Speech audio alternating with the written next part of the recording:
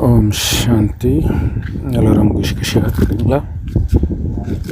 28/5/2025 சாக்கார முரளி பாப்தாதா சொல்கிறாங்க, இனிமையான குழந்தைகளே, இந்த நாடக சக்கரம் இப்போ முடிவுக்கு வருது. ஸோ புது உலகம் வரப்போகுது இல்லையா? அந்த புது உலகத்துக்கு போகணும் அப்படின்னா பாலும் சர்க்கரையும் போல இனிமையாக ஒற்றுமையாக இருக்கணும். ஏன்னா அங்கே இருக்கிறவங்க எல்லாம் பாலும் சர்க்கரையும் போல இருப்பாங்க. ஆனால் இங்கே இருக்கிறவங்க உப்பு தண்ணி மாதிரி கரிச்சு கொட்டுறாங்க. கேள்வி: எந்த ஞானத்தை குழந்தைங்க தெரிஞ்சுக்கிறதன் மூலமாக ஞானத்தின் 3வது கண் கொண்ட குழந்தைகள் காலத்தை உணர்ந்தவர்களாக ஆகிறீங்க? பதில்: உங்கள் எல்லோருக்குமே இப்போ ஒட்டுமொத்த உலகத்துடைய வரலாறு புவியியல் தெரியும்.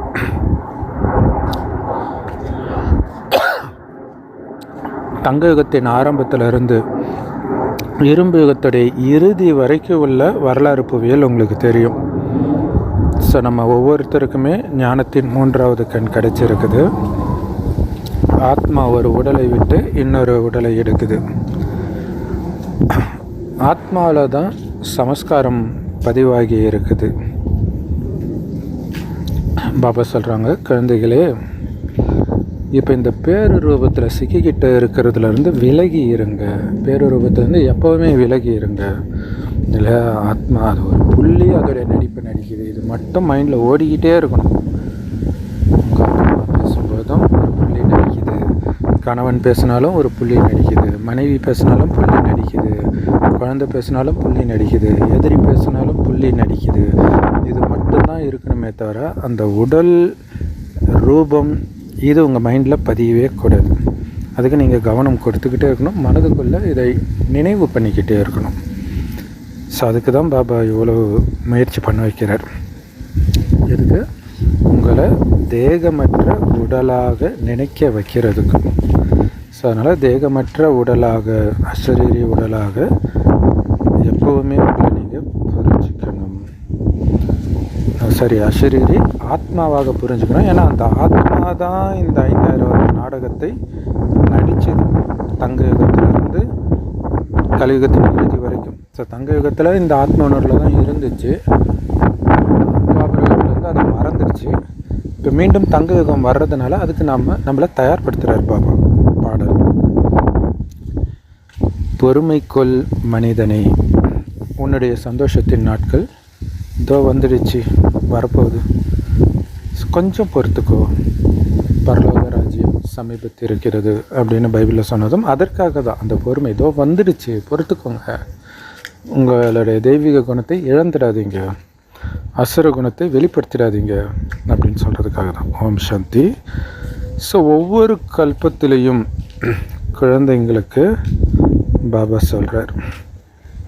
குழந்தைங்களுக்கும் இது தெரியும். ஒவ்வொரு கல்பத்திலும் பாபா வந்து பேசுகிறாருன்ட்டு. தங்க யுகத்துக்கு போகணுங்கிற உங்களுடைய தீராத ஆசை இருக்குது இல்லையா? ஸோ அது வரப்போகுது. ஆக்சுவலாக அது சீக்கிரமாக வரணுன்றதான் உங்களுடைய ஆசையே. ஏன்னா அப்போ தான் நீங்கள் இந்த துக்கம் நிரம்பிய உலகத்துலேருந்து விடுபடுவீங்கன்ட்டு. ஆக்சுவலாக பாபாவுடைய ஞானமே இங்கேருந்து விடுபட வைக்கிறதுக்கு தான், இங்கே இதை மறக்க வைக்கிறதுக்கு தான். ஏன்னா இங்கே நினச்சிட்டா அங்கே வர முடியாமல் போயிடும். ஸோ அப்போ அங்கே எப்படியெல்லாம் இருக்கும் சொல்லி சொல்லி அதன் மீது ஆசையை வர வைக்கிறார். அதேமாதிரி இந்த கலியுகம் எவ்வளோ மோசமாக இருக்கும்னு குரானில் சொல்கிற மாதிரி அச்சமூட்டி எச்சரிக்கிறார். மீண்டும் இங்கே பிறந்துடாத.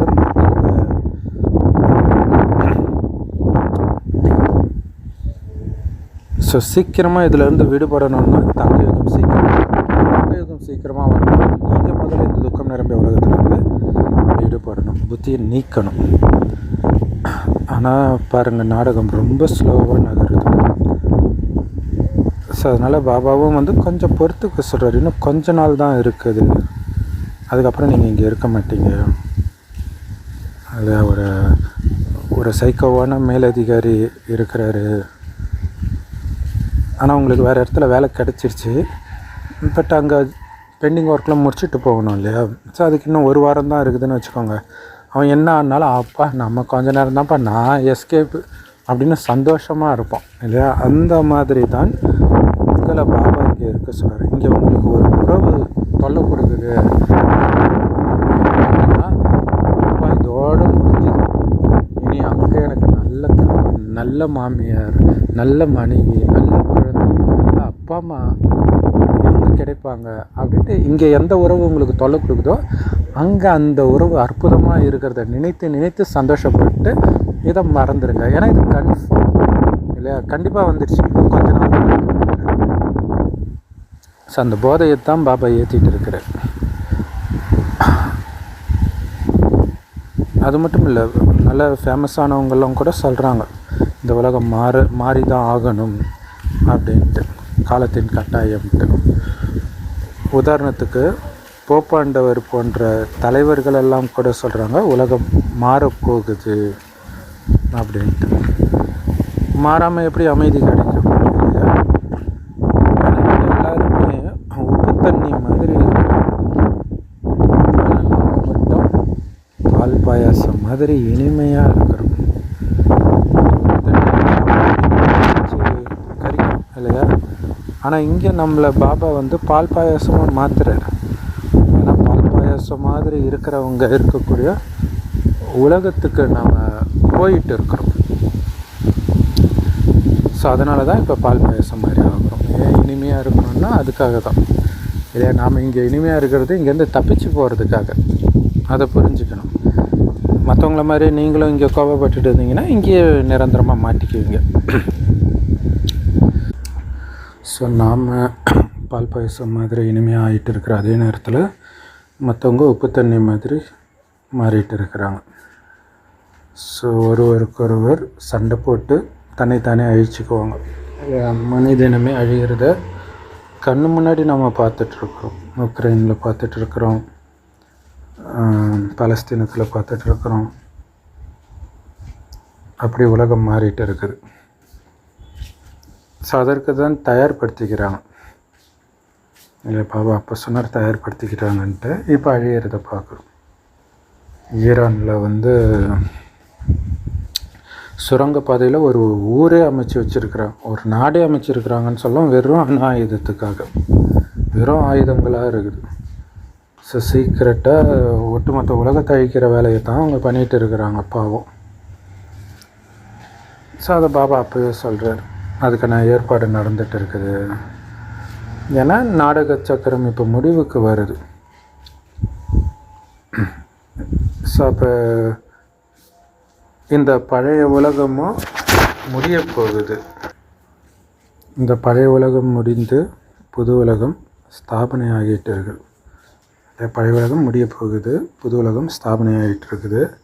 அந்த புது உலகம் மீண்டும் பழையதாகும், பழைய உலகம் மீண்டும் புதியதாகும். ஸோ இதுக்கு பேர் தான் உலக சக்கரம். அது திரும்ப திரும்ப சுற்றிக்கிட்டே இருக்குது.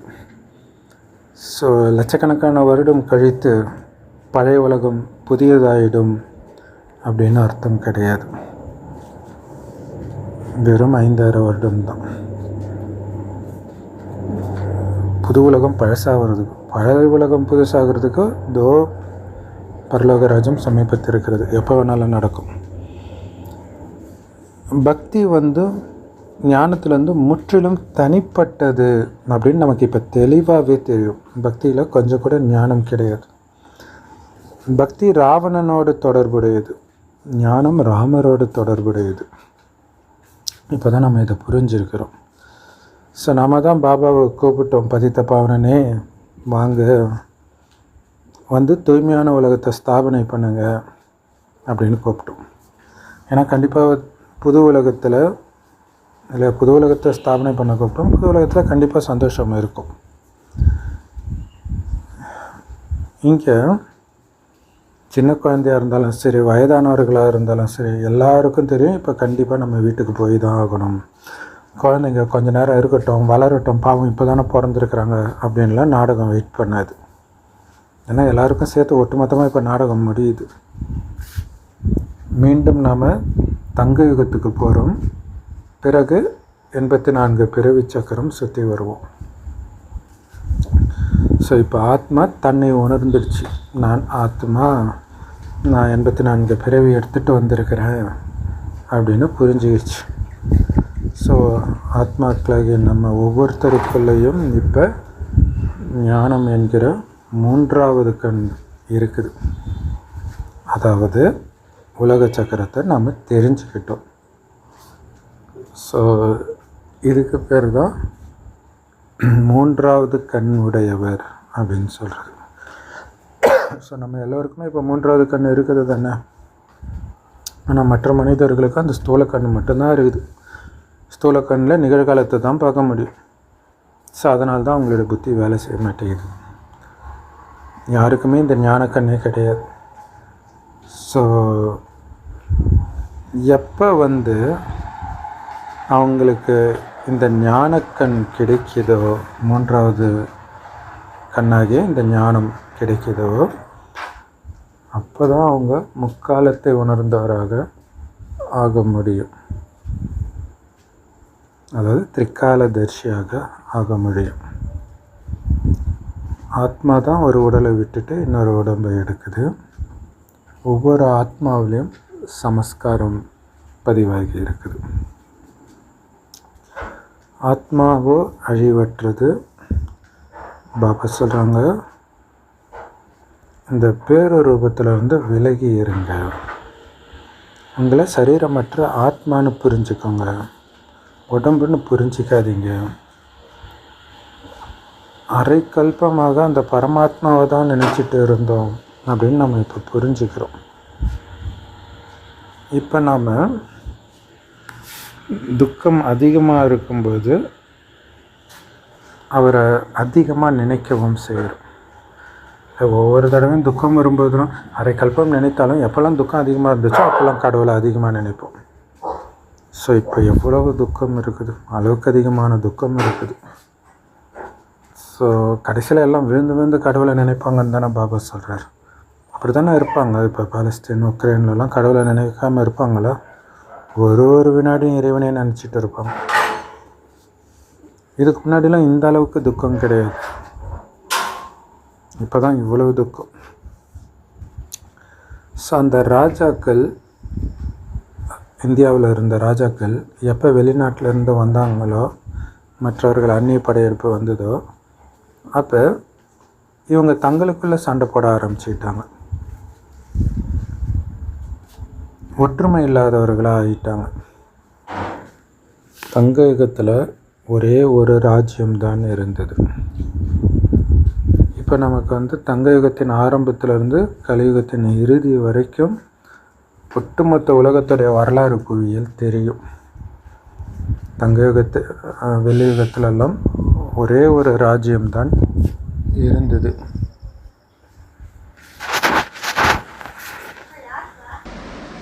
ஸோ சத்தியுக திரேத்தயுகத்தில் தான் அப்படியே ஒரு வம்சமே ஆட்சி செஞ்சுட்டு வந்துச்சு. அதுக்கப்புறம் அப்படி கிடையாது. கிறிஸ்தவர்களை பார்த்தீங்களா, எவ்வளவு பிரிஞ்சு இருக்கிறாங்க. தங்க யுகத்தில் ஒட்டுமொத்த உலகமும் ஒருவர் கையில் தான் இருந்தது. ஸோ அதனால தான் அதை லக்ஷ்மி நாராயணன் ராஜ்யம்ன்றோம். அவங்களுக்கு கீழே தான் மற்ற சிற்றரசர்கள்லாம் இருப்பாங்க. ஸோ அந்த அதிசயம் சத்தியுக திரேதயுகத்தில் மட்டும்தான் நடக்குது. இந்த எல்லையற்ற வரலாறு புவியியல் பற்றிய ரகசியமெல்லாம் இப்போ உங்கள் புத்தியில் மட்டும்தான் இருக்குது. மற்ற எந்த சத் சங்கத்திலையும் வரலாறு புவியியல்ன்ற வார்த்தையே நீங்கள் கேட்க மாட்டீங்க. இப்போ உலகத்துடைய வரலாறு புவியியலை பாபா சொல்கிறது, மற்ற மதங்களில் கிறிஸ்தவ மதம், முஸ்லீம் மதத்தில் அது வரலாறு அப்படின்னு சொல்ல ஆரம்பிச்சிட்டாங்க. பாபா சொல்கிற வார்த்தையை அங்கே அப்படியே பயன்படுத்துகிறாங்க. ஸோ மற்ற சத் சங்கத்தில் ராமாயணம், மகாபாரதம் இதை தான் நம்ம கேள்விப்படுவோம்.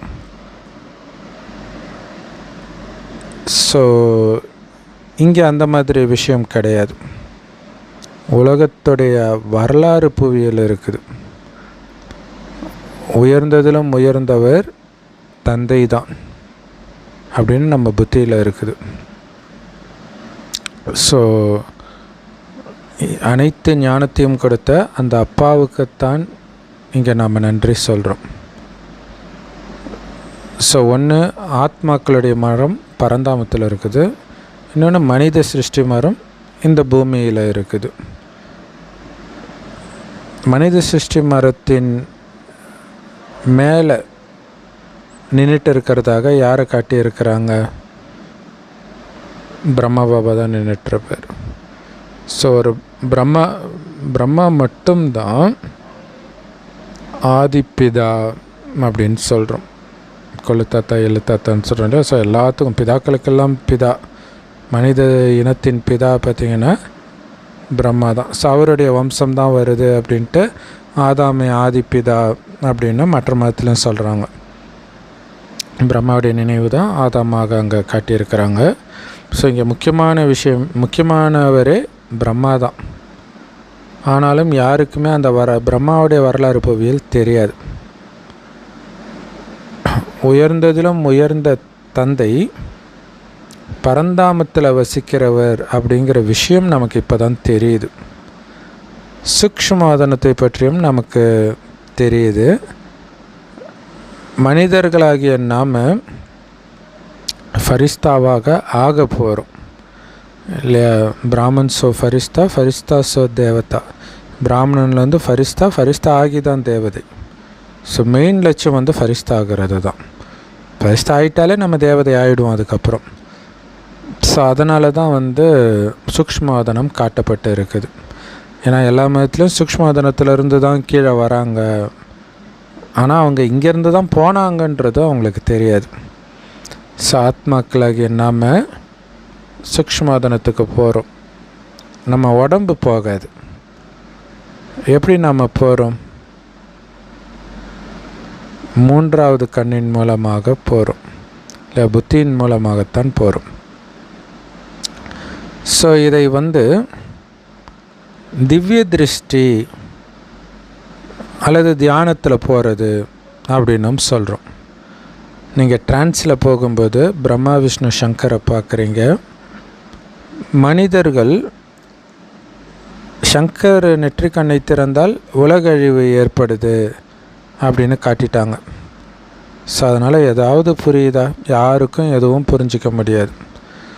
நாடகப்படி அழிவு நடந்து தான் ஆகணும்னு நாம் புரிஞ்சுக்கிறோம். ஸோ மனிதர்கள் தங்களுக்குள்ளே அடிச்சுக்குவாங்க, உலக அழிவும் நடக்கும். இதில் சங்கர் என்ன பண்ணார்? ஸோ நாடகப்படி அவருடைய பேரை போட்டுட்டாங்க, அவ்வளோதான். ஸோ இந்த நாடகப்படின்ற வார்த்தை ரொம்ப முக்கியம். முஸ்லீம்கள் இன்ஷா அல்லான்னுவாங்க பார்த்திங்களா? அந்த மாதிரி அல்லாஹ் நாடினால், இங்கே நாடகத்தில் இருந்தால், எல்லாமே நாடகத்தில் இருந்தது தான் நடக்குது. ஸோ அதனால் நாடகப்படி அது நடந்தது, நாடகப்படி இது நடந்ததுன்றதை நம்ம பேச பழகணும். மைண்டுக்குள்ளே அது ஆழமாக பதியணும். அப்போ தான் எதுக்கும் பதற மாட்டோம், அமைதியாக இருப்போம். ஸோ அதனால் பிரம்மா விஷ்ணு சங்கரரை பற்றி நம்ம புரிய வைக்கணும். பிரம்மாவை ஸ்தாபனை காரியத்திற்கும், விஷ்ணுவை பாலனை காரியத்திற்கும், சங்கரரை அழிவு காரியத்திற்கும் காட்டிட்டாங்க. ஆனால் இது நாடகப்படி அப்படி காட்டியிருக்கிறாங்க. இந்த நாடகம் ஏற்கனவே நிச்சயிக்கப்பட்டு இருக்குது. ஸோ இதில் பிரம்மா மூலமாக ஸ்தாபனைன்றது உண்மை தான், விஷ்ணு மூலமாக பாலனைன்றது உண்மை தான். ஆனால் சங்கரருக்கு எந்த பாகமும் கிடையாது. அவருக்கும் அழிவுக்கும் எந்த சம்மந்தமும் கிடையாது. பாவம் அவர். உண்மையில் அவருக்கு இந்த பூமியில் நடிப்பே கிடையாது. ஸோ பிரம்மா மற்றும் விஷ்ணு இவர்கள் நடித்த அந்த பாகம்தான் முழு சக்கரத்துலேயும் இருக்குது. அதாவது ரெண்டுமே ஒரே ஆத்மா தான், அதோடைய நடிப்பு இருக்குது. பிரம்மா விஷ்ணுவாக மாறுறார் ஒரு வினாடியில். விஷ்ணு 5000 வருடம் கழித்து பிரம்மாவாக மாறுறார். அதாவது 84 பிறவி கழித்து பிரம்மாவாக மாறுறார். ஸோ பிரம்மாவுடைய 84 பிறவி இப்போ முடிஞ்சிடுச்சு. அப்படின்னாலே என்ன அர்த்தம்? விஷ்ணுவோடைய 84 பிறவி முடிஞ்சிச்சு. ஏன்னா ரெண்டுமே ஒரே ஆத்மா தான். ஸோ பிரம்மாவுடைய 84 பிறவினாலும் ஒன்று தான், விஷ்ணுவோடைய 84 பிறவினாலும் ஒன்று தான். சங்கரர் பிறப்பு இறப்பிற்கு அப்பாற்பட்டவர். ஸோ இது கடவுளுடைய மகிமை மாதிரியே இருக்குது இல்லையா, சிவபாபா மகிமை மாதிரியே. அதனால தான் சிவனையும் சங்கரரையும் ஒன்றுன்னு சொல்லிட்டாங்க. ஆனால் உண்மையிலே மிக உயர்ந்த பாகம் சிவனுக்குத்தான் இருக்குது. அவர் தான் அழுக்காக இருக்கிற நமக்கு ஞானத்தை கொடுத்து வைரம் மாதிரி ஆக்குற, பரம பவித்திரமாக மாற்றுற. ஸோ அதுதான் மிக உயர்ந்த பாகம். ஸோ இந்த ஞானம் அவர் கொடுக்கறதுனால தான் அவரை ஞானம் நிரம்பியவர் அப்படின்னு சொல்கிறோம். அவர் ஒருவேளை உந்துதல் மூலமாகவே இந்த காரியத்தை செய்ய முடிந்தால் எப்படி அவரால் காலச்சக்கரம் பற்றிய ஞானத்தை கொடுக்க முடியும்? இல்லை, இந்த ஞானம் தெரிந்தால் தானே நம்ம முயற்சி பண்ணுவோம். இதுதான் முக்கியமான விஷயம். அடுத்து என்ன வருதுன்னு தெரியணும்ல. சன்னியாசிகளும் தூய்மையாக இருக்கிறாங்க, ஆனால் தூய்மையாக இருக்கிறதுக்கும் சொர்க்கத்துக்கும் என்ன சம்மந்தம்னு அவங்களுக்கு தெரியாது. கன்னியாஸ்திரிகள் தூய்மையாக இருக்கிறாங்க, பாதிரியார்கள் தூய்மையாக இருக்கிறாங்க, பட் அவங்களுக்கு தெரியாது தூய்மைக்கும் அதுக்கும் என்ன சம்மந்தம்ன்ட்டு. ஸோ அதனால தான் பாபா புரிய வைக்கிறாரு, குழந்தைகளே இங்கே உந்துதலுக்கான விஷயம்லாம் கிடையாது, பிரேரணையெல்லாம் கிடையாது, கடவுளே இங்கே வந்தாகணும். பாபா சிலர், குழந்தைகளே இந்த காலச்சக்கரம் பற்றிய ஞானம் என்கிட்ட இருக்குது, இதை உங்களுக்கு கொடுக்க வேண்டிய பாகம் என்னுடையது, அதை நடிக்கிறதுக்காக நானும் வந்து தான் ஆகணும். ஸோ இந்த ஞானத்தை கொடுக்கறதுனால தான் என்னை ஞானக்கடல், ஞானம் நிரம்பியவர் அப்படிலாம் சொல்கிறாங்க. ஸோ எப்போ இந்த ஞானம் உங்களுக்கு கிடைக்கிதோ அப்போ தான் உங்களுக்கு ஞானம்னா என்னன்னே தெரியும். அது வரைக்கும் கண்டதையெல்லாம் ஞானம். நீங்கள் மத ஸ்தாபகர்கள் சொன்னதையெல்லாம் ஞானம்னு சொன்னீங்க, சன்னியாசிகள் சொன்னதையெல்லாம் ஞானம்னு சொல்லிட்டு இருந்தீங்க. ஸோ ஒருவேளை கடவுள் இந்த ஞானத்தை கொடுக்கலன்னா ஞானத்துக்கு அர்த்தமே உங்களுக்கு தெரியாமல் போயிட்டுருக்கும் இல்லையா. எல்லாத்தையும் ஞானம்னு சொல்லிட்டோம் இல்லையா, அது எல்லாமே என்ன, அது பக்தி. இதுக்கு முன்னாடி நீங்கள் கூட கடவுள் உள்ளுணர்வு மூலமாக வழி நடத்துகிறாரு, அவருக்கு எல்லாமே தெரியும், நம்ம செய்கிற பாவமெல்லாம் அவர் பார்க்குறாரு, அப்படி தான் சொல்லிட்டு இருந்தோம். பாபா சொல்கிறாரு, அந்த வேலை என்னோடது கிடையாது, அவர் வரார், அவருடைய வேலையை மட்டும் பண்ணிட்டு போயிடுறார். ஒவ்வொருத்தரும் என்ன காரியம் பண்ணுறீங்களோ அதற்கான பலனை நீங்கள் தான் அனுபவிச்சாகணும். பாவம் பண்ணிங்கன்னா தண்டனையும் நீங்கள் அனுபவிச்சு தான் ஆகணும். ஸோ நான் யாருக்கும் உந்துதல் கொடுத்து பாவம் செய்ய வைக்கிறதெல்லாம் கிடையாது.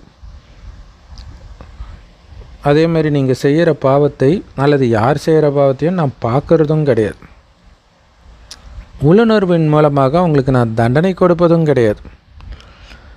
ஒருவேளை நான் அப்படி உள்ளுணர்வின் மூலமாக ஏதாவது பண்ணுறதா இருந்தால் நான் உங்களுக்கு தண்டனை கொடுத்த மாதிரி ஆகிடுமே.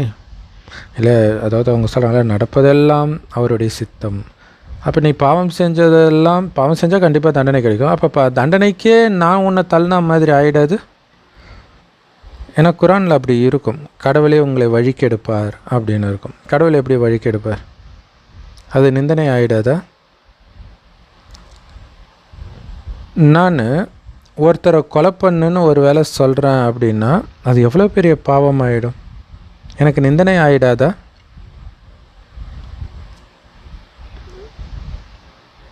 ஏன்னா யார் இன்னொருத்தனை கொலை செய்ய தூண்டினானோ அவன் சிக்கிக்குவான்ல. ஒருவேளை சங்கர் உலக அழிவுக்கான உந்துதல் கொடுக்குறாரு, பிரேரணை கொடுக்குறாருன்னா அவருமே சிக்கிக்குவாரே. பாபா சொல்கிறாங்க, நான் குழந்தைங்களுக்கு சந்தோஷத்தை தான் கொடுக்குறேன், ஸோ அப்போ பாபா மேலே சங்கர் மேலே தோஷமாயிடாது? அழிவுக்கு அவங்க தூண்டுதல் கொடுக்குறாங்க அப்படின்னு சொன்னால் பாபா சொல்கிறாங்க, நான் குழந்தைங்களுக்கு சந்தோஷத்தை தான் கொடுக்குறேன், அதனால தான் நீங்கள் கூட என்ன மகிமை பாடுறீங்க? பாபா வந்து எங்களுடைய துக்கத்தை நீக்குங்கன்னு தான் மகிமை பாடுறீங்க. நான் யாருக்கும் துக்கத்தை, எந்த விதமான துக்கத்தையும் கொடுக்கறது கிடையாது. துக்கத்திலிருந்து உங்களை காப்பாற்றுறேன். குழந்தைகளாகிய நீங்கள் பாபா முன்னாடி நேரடியாக உட்காந்துட்டு இருக்கிறீங்க. ஸோ நம்ம துக்கத்திலேருந்து இன்றைக்கி சுகத்துக்கு எடுத்துகிட்டு போகிற அந்த பாபா முன்னாடி உட்காந்துட்டு இருக்கிறோம் அப்படின்னா நமக்குள்ளே எவ்வளோ சந்தோஷம் இருக்கணும். ஸோ எல்லாருக்கும் பாபா தான் ஞானம் கொடுக்குறாரு. இருந்தாலும் மதுபனில் நேரடியாக பாபா முன்னாடி உட்காந்துட்டு இருக்கும்போது எப்படி இருக்கும் அந்த உணர்வு? நேரடியாக வந்து எனக்கு சொல்லி கொடுத்துட்டு இருக்கிறாரு அப்படின்ற போதை இருக்கும் இல்லையா? ஸோ இதுதான் சந்திப்பு மேலா, சந்திப்பு திருவிழா. நீங்கள் சென்டருக்கு போனாலும் கூட அதை வந்து பரமாத்மா ஆத்மாவின் சந்திப்புன்னு சொல்ல முடியாது. அங்கே மதுபனில் தான் உண்மையிலே பாபாவை நாம் போய் சந்திக்கிறோம். மதுபனில் தான் அந்த மேஜிக், அற்புதம் நடக்குது. ஸோ அந்த சந்திப்பு இப்போ நடந்துட்டு இருக்குது அப்படின்னு உங்களுக்கு மட்டும்தான் தெரியும். ஸோ இது வந்து சாக்கார முரளி, அதையும் ஞாபகம் வச்சுக்கணும். அதுக்கப்புறம் பாபா அவ்யக்தமாயிட்டார். அதுக்கப்புறம்லாம் பாபா வந்து அங்கே வந்து சந்திங்க, சூக்ஷ்மதனத்தில் வந்து சந்திங்க அப்படின்னு சொல்கிறாரு. ஏன்னா சந்திப்பு மாறும் அப்படிங்கிறதெல்லாம் கடைசியில் சொன்னார்.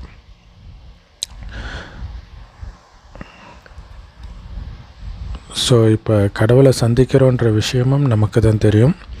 குழந்தைகள் மத்தியில் தந்தை வந்திருக்கிறார். எல்லா ஆத்மாக்களும் இப்போ இந்த பூமியில் தான் இருக்கிறீங்க. உண்மையில் ஆத்மாக்களாகிய நீங்கள் தான் பாபாவை நினைவு செஞ்சு வாங்கன்னு கூப்பிட்டீங்க இங்கே துக்கம் தாங்காமல். ஸோ உலகத்திலேயே மிகச்சிறந்த சந்திப்புனா கடவுளோடு நீங்கள் சந்திக்கிறது தான். பாபா வந்து அனைத்து ஆத்மாக்களையும் இந்த ராவண ராஜ்யத்திலிருந்து விடுவிக்கிறார். ஸோ ஏன் இது வந்து மிகச்சிறந்த மீட்டிங்னு சொல்லப்படுதுன்னா, ராவண ஜெயிலிருந்து எந்த மதஸ்தாபகரும் நம்மளை விடுதலை பண்ணல. பாபா தான் வந்து அனைத்து ஆத்மாக்களையும் விடுதலை பண்ணுறார். அதனால தான் இதுதான் சிறந்த மீட்டிங் அப்படின்னு சொல்லப்படுது. இதோடைய நினைவாக தான் எல்லா மத பண்டிகைகளுமே கொண்டாடப்படுது. ஸோ அப்போ இது மிகச்சிறந்த சந்திப்பு தானே. இந்த சந்திப்பின் மூலமாகத்தான் மனிதர்கள் தெய்வீக புத்தியுடையவர்களாக மாறுறாங்க. மற்றபடி வெளியில் நடக்கக்கூடிய அந்த மேளா, கும்ப மேளா, இங்கெல்லாம் மனிதர்களை போய் அழுக்காதான் ஆகுறாங்க. அங்கே போகிறதுனால அவங்களுக்கு எதுவுமே கிடைக்கிறது கிடையாது. காசைத்தான் வீணாக்குறாங்க, நேரத்தை வீணாக்குறாங்க. நிறைய பேர் உயிரும் இழந்ததை நாம் பார்த்தோம் இப்போ கும்பமேளாவில். ஸோ எல்லா விதத்துலேயும் அவர்களுக்கு நஷ்டம்தான் அங்கே. ஸோ அதை தான் மாயையின் அசுர மேலாக்கள்னு சொல்லப்படுது. ஆனால் இங்கே தான் கடவுளுடைய மேலா நடக்குது. ஸோ அந்த மேலாவுக்கும் இந்த மேலாவுக்கும் இரவு பகலுக்கான வித்தியாசம் இருக்குது. ஸோ நீங்கள் கூட அந்த ஆக்சுவலாக நம்ம பாபாவை மதுபனில் போய் சந்திக்கிறதோடைய நினைவு எல்லா மதத்துலேயும், இப்போ இவங்க மெக்காவுக்கு போகிறதும் அங்கே ஆக்சுவலாக கடவுளை சந்திக்கல, பட் எல்லோரும் ஒரு குழுமுறாங்க.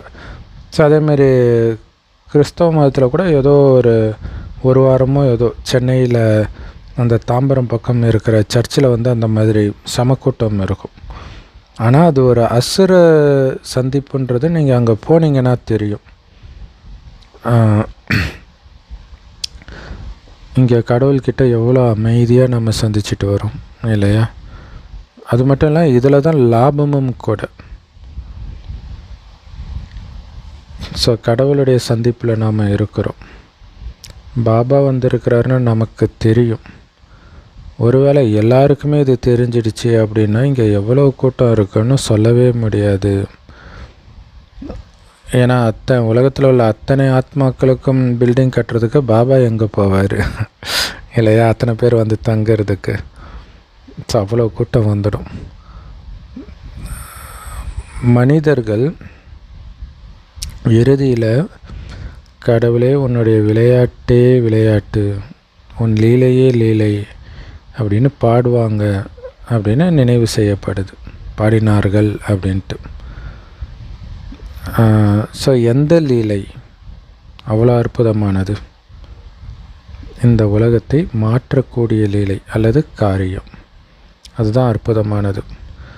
ஸோ இதுதான் மிக உயர்ந்த காரியம் அல்லது விளையாட்டு, மிக அற்புதமான காரியம்.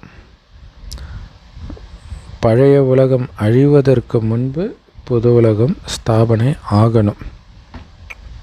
ஸோ அதனால்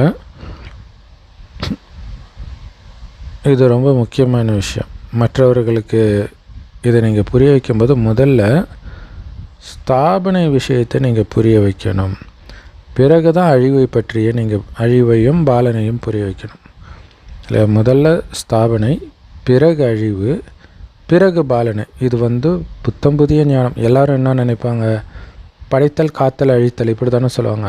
ஆனால் உண்மையில் அது அப்படி நடக்கலைங்க. படைக்கிறது இப்போ கடவுள் படைக்கிறாரு, அடுத்தது அழிஞ்சிடும். ஏன்னா பழைய உலகத்தில் தான் படைக்கிறாரு.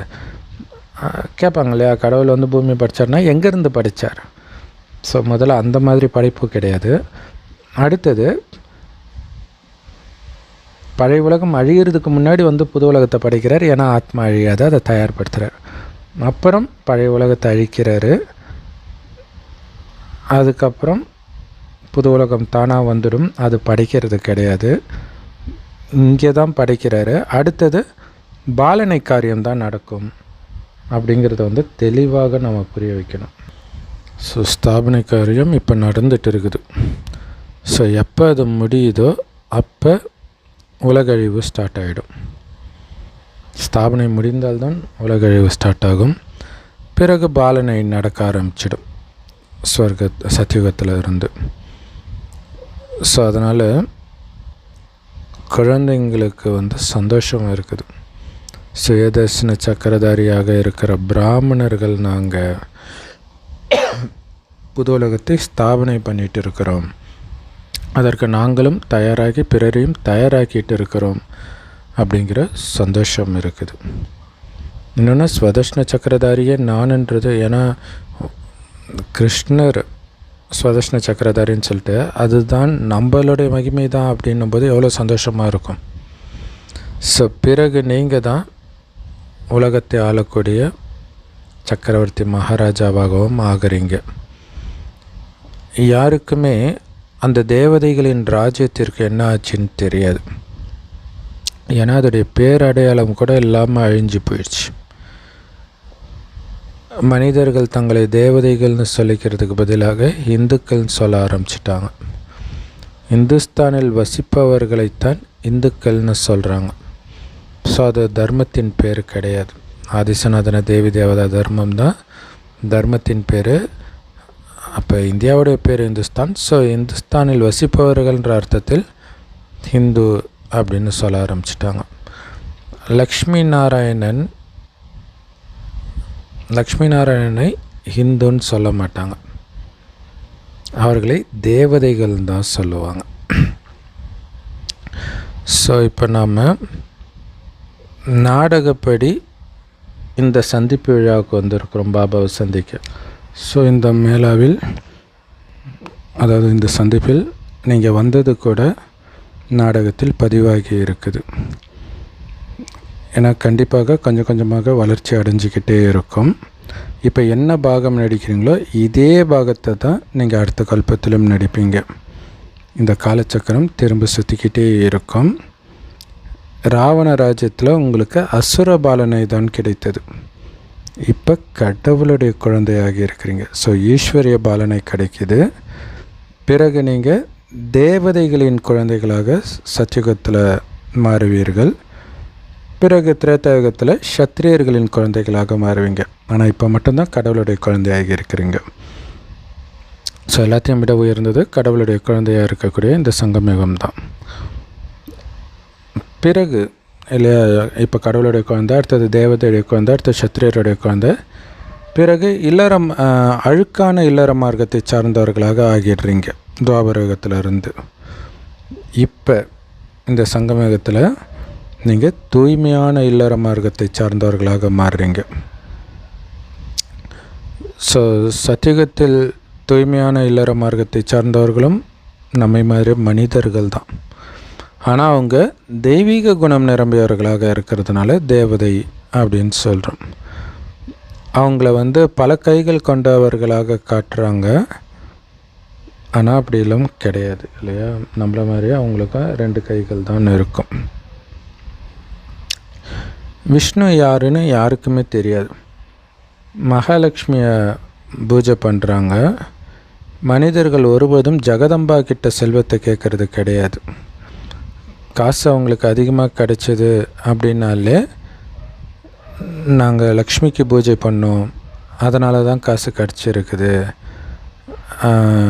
எங்களுடைய பண்டாராவை நிரப்பி இருக்கிறா அப்படின்னு சொல்கிறாங்க. ஆனால் நம்ம ஜெகதம்பா மூலமாக, ஏன்னா இங்கே ஜெகதம்பான்றது அம்மா மட்டும் இல்லை, பிரம்மா பாபாவும் தான், இல்லை மெயினாக பிரம்மா பாபா தான். ஸோ ஜெகதம்பா மூலமாக அனைத்தையும் பரமபிதா பரமாத்மா நமக்கு நிரப்புறார். ஸோ பாபா கிட்டேருந்து நம்ம அனைத்தையும் அடையிறோம்.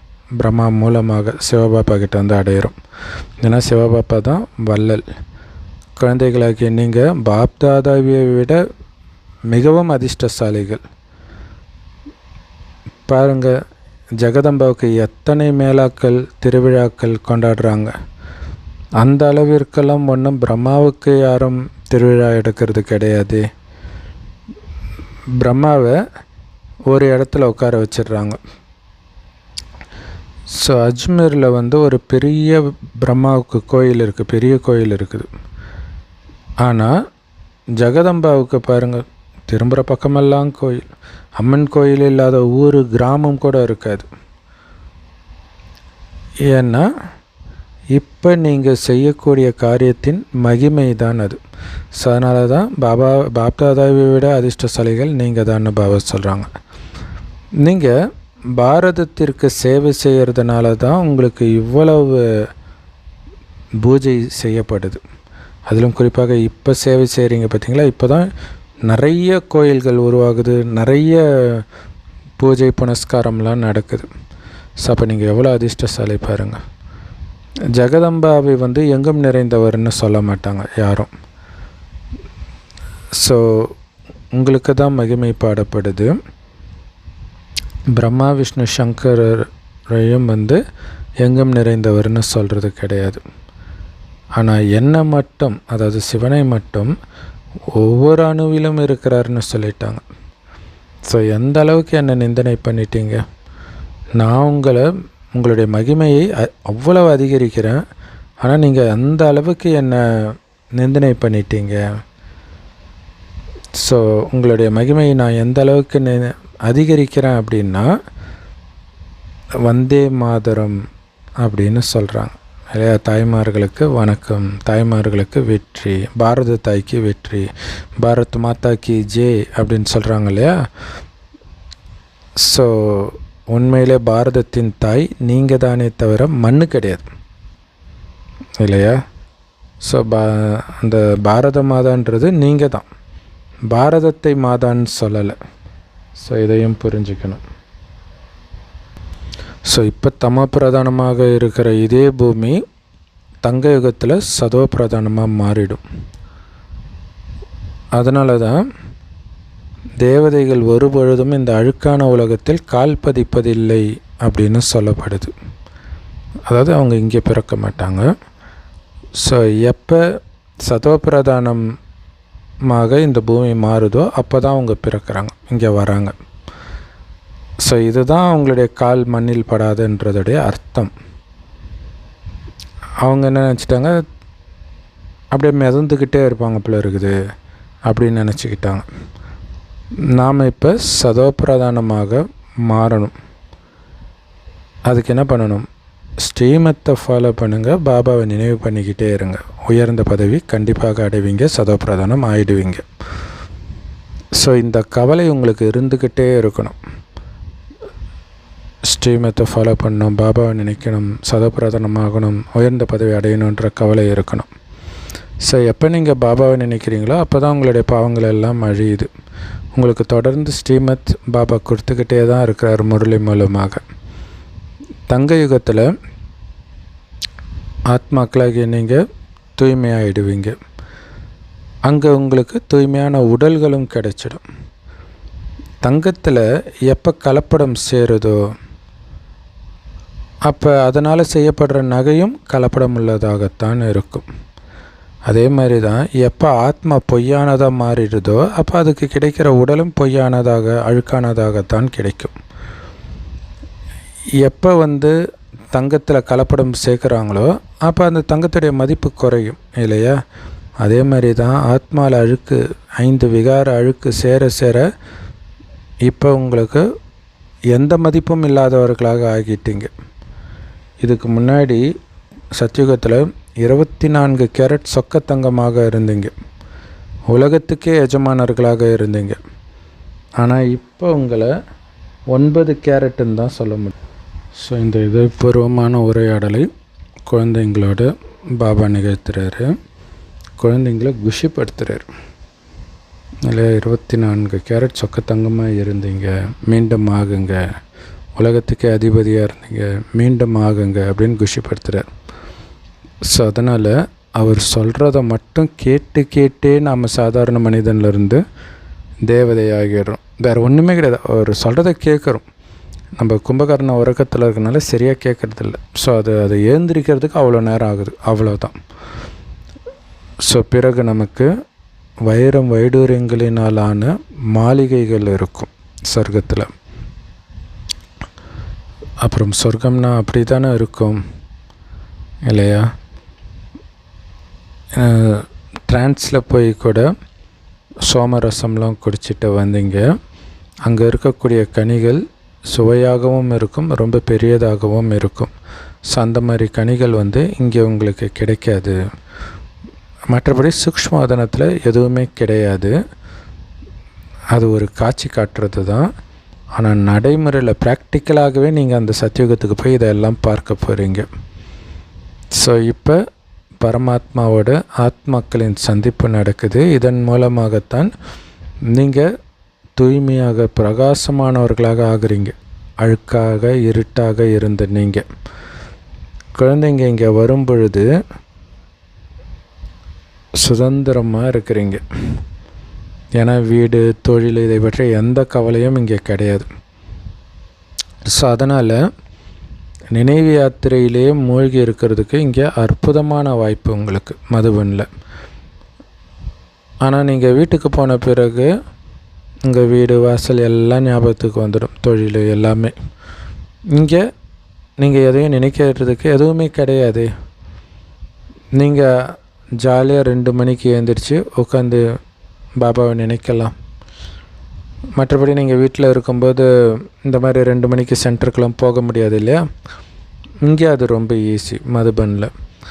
ஸோ நீங்கள் இங்கே சிவபாபா நினைவில் உட்காந்துக்கலாம். யாரையும் நினைவு பண்ணாதீங்க. இங்கே உங்களுக்கு வாயுமண்டலமும் நல்ல உதவி பண்ணும். ஸோ சீக்கிரமாக தூங்கிட்டு சீக்கிரமாக எழுந்திரிச்சிக்கோங்க. இங்கே நீங்கள் 3-5 மணிக்கு, ஸோ 3லேருந்து 5 மணி வரைக்கும் உட்காந்து யோகா பண்ணுங்கள். பாபாவும் வருவார், குழந்தைங்களும் ரொம்ப சந்தோஷப்படுவாங்க. ஸோ பாபா தான் இங்கே உங்களுக்கு யோகம் கற்றுக் கொடுக்கிறாரு. அதாவது சிவபாபா, பிரம்ம பாபாவும் உங்களை மாதிரியே கற்றுக்கிட்டு இருக்கிறார். ஸோ பாபா தாதா 2 பேருமே இங்கே வருவாங்க. அப்போ மதுபனில் பாபா நினைவில் உட்கார்றதுக்கும் உங்கள் சென்டர்லேயோ அல்லது வீட்லேயோ நினைவில் இருக்கிறதுக்கும் உள்ள வித்தியாசத்தை நீங்கள் பார்ப்பீங்க. இங்கே வேறு எதை பற்றியும் நீங்கள் நினைக்க வேண்டிய அவசியமே கிடையாது இல்லையா? ஸோ அப்படி எதை பற்றியும் நினைக்காமல் பாபாவை நினைக்கிறது இருக்குது. அதில் அளவற்ற நன்மை இருக்குது நமக்கு.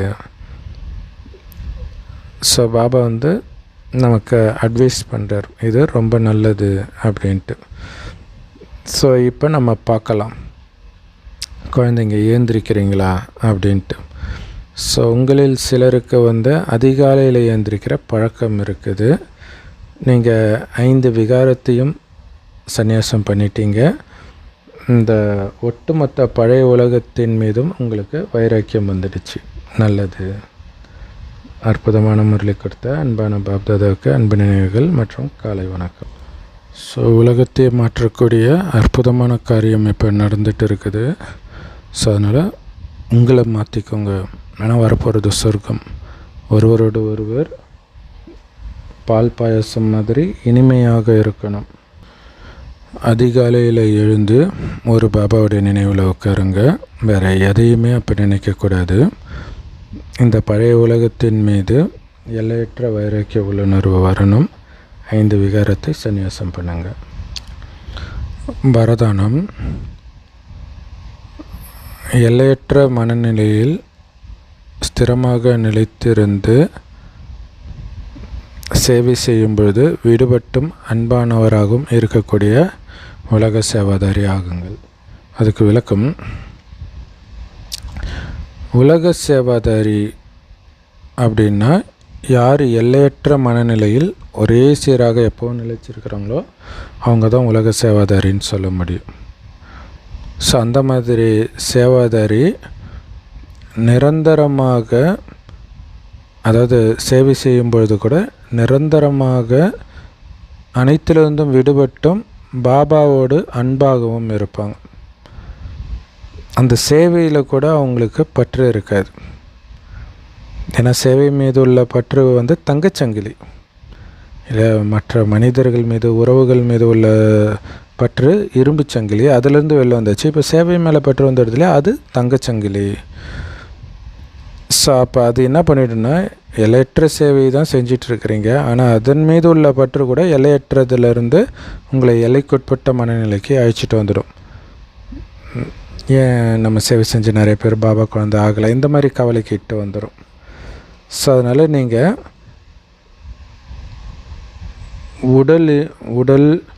உடலின் சம்பந்தம் மற்றும் சேவைக்கான சாதனங்கள். ஸோ சேவை செய்கிறதுக்கு நம்முடைய உடல், தேகதாரிகள், அடுத்தது சேவைக்கான சாதனங்கள், இது எல்லாத்துலேருந்து நீங்கள் விடுபட்டு இருக்கணும். ஒரு பாபாவோடு மட்டும் அன்பாக இருக்கணும் சேவை செய்யும்போது. அப்போ தான் உலக சேவாதாரின்ற வரம் உங்களுக்கு கிடைக்கும். தொடர்ந்து வெற்றி அடைஞ்சிக்கிட்டே இருப்பீங்க. ஸோ விடுபட்டும் இருக்கணும், பாபாவோட அன்பாகவும் இருக்கணும். ஸோ பாபா மேலே அன்பு இருந்துச்சுன்னா எல்லாத்துலேருந்தும் நம்ம விடுபட்டுடுவோம். விடுபடலைனாலே பாபா மேலே அன்பு இருக்காது.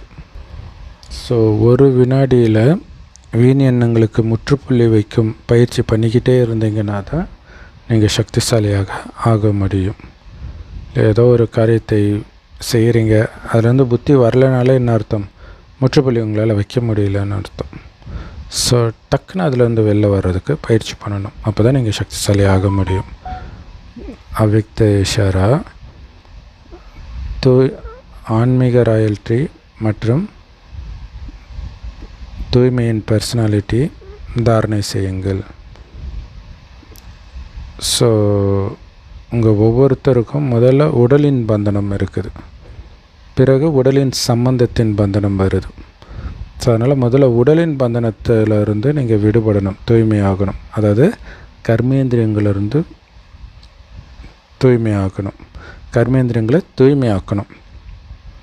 ஏன்னா இந்த உடலின் பந்தனங்களை, கர்மேந்திரியங்களை நீங்கள் தூய்மை ஆக்காத வரைக்கும் உங்களால் தேகத்தின் உறவுகளையும் தூய்மையாக்க முடியாது. அந்த தேகத்தின் உறவின் மீது உள்ள அந்த சம்பந்தம் இருக்குது இல்லையா, அதை தூய்மையாக்க முடியாது.